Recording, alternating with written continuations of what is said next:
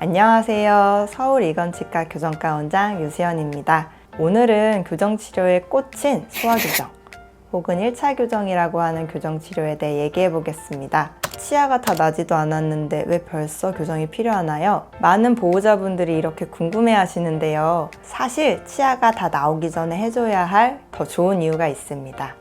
소화교정은 최대 성장기 이전 성장 중인 아이들이 받는 교정치료입니다. 소화교정 치료는 세 가지를 중점적으로 보고 치료가 필요한지 아닌지를 결정하고 있습니다. 첫 번째, 턱교정입니다.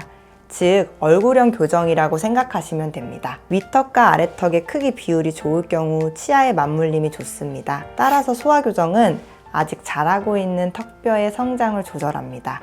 성장을 이용해서 윗턱과 아래턱의 관계를 개선해 주신다고 생각하면 됩니다. 이런 턱 관계의 개선은 치열을 부정교합에서 정교합으로 만들어줄 수 있습니다. 예를 들어 아래턱이 큰 주걱턱의 경우 아래턱을 덜 크게 할 수는 없지만 윗턱이 더 발달될 수 있게 도와 균형을 맞춰줄 수 있습니다. 반대로 아래턱이 작은 경우에는 아래턱을 더 크게 자라도록 하여 얼굴을 균형 있게 만들어줄 수 있습니다. 좌우에 비대칭이 있는 경우 윗턱, 즉 상악콩 확장을 통해 얼굴이 비대칭으로 자라지 않도록 도와줄 수 있습니다.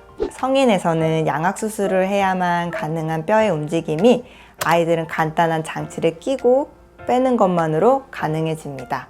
또한 성장을 마친 후에 치아만 움직여 치아의 맞물림, 교합을 형성해 주는 것보다 더 좋은 결과를 가져옵니다. 두 번째, 영구치가 나올 공간을 만들어주는 것입니다.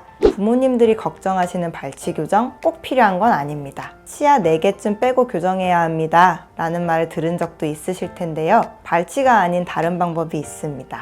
잇몸뼈를 넓혀주면 발치 없이도 치아가 잘 나올 수 있는 공간을 만들어줄 수 있습니다. 아이들은 유치가 빠지고 영구치가 나올 때 잇몸뼈의 리모델링이 활발하게 이루어집니다. 이때 좁아진 잇몸뼈에 적절한 힘을 주면 공간을 넓게 만들 수 있습니다. 앞서 말씀드린 턱 교정이 윗턱과 아래턱의 상호적인 위치를 조정해 주는 거라면 지금은 각자의 그릇의 크기를 넓혀주는 것이라고 생각하시면 됩니다. 영구치 공간이 부족할 때 치아가 덧니로 나오거나 나오지 못하고 뼛속에 함입되기도 합니다. 문제가 생기지 않도록 공간을 만들어준다면 치아가 수술 없이 스스로 잘 나올 수 있습니다. 유치가 빠진 지 한참 지났는데 영구치가 나오지 않는다면 바로 이런 경우가 아닌지 치과에 가셔서 엑스레이를 찍어 살펴보시는 것이 좋습니다. 세 번째, 아이의 얼굴 근육에 나쁜 습관이 없는지 살펴보는 것도 중요합니다. 우리 아이 비염 있다는 건 알고 있지만 비염이 얼굴형을 변화시킨다는 것을 알고 계신 분들이 많지 않습니다. 입 주변 근육, 입술, 혀,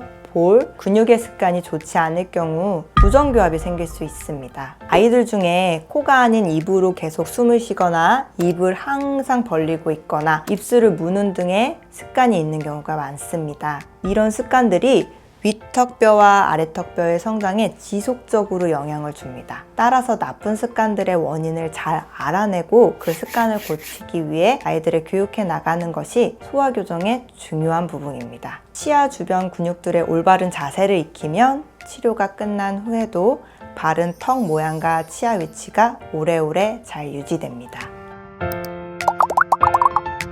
보호자분들과 이야기 나눠보면 언제 시작해야 되는지, 지금 꼭 해야 하는지 질문을 많이 해주십니다. 간단히 말씀드리면 최대 성장기 전 성장 중인 시기여야 합니다. 성장이 완료되면 턱뼈 관계 개선이 어려워집니다. 성장 교정은 시기가 한정적이어서 치료 시기가 중요합니다. 그래서 아이의 부정교합 여부를 판단하는 진단은 7살 정도에는 꼭 해주셔야 합니다.